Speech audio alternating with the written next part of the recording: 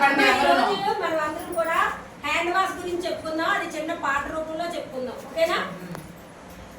ఒకటి ఒకటి ఒకటి అరచేతులను తోమేద్దాం, అరచేతులను తోమేద్దాం, అరచేతులను తోమేద్దాం.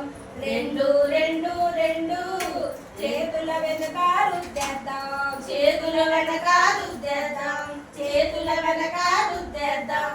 మూడు మూడు మూడు వేళ్ళ మధ్యన కడిగేద్దాం, వేళ్ళ మధ్యన కడిగేద్దాం, వేళ్ళ మధ్యన కడిగేద్దాం.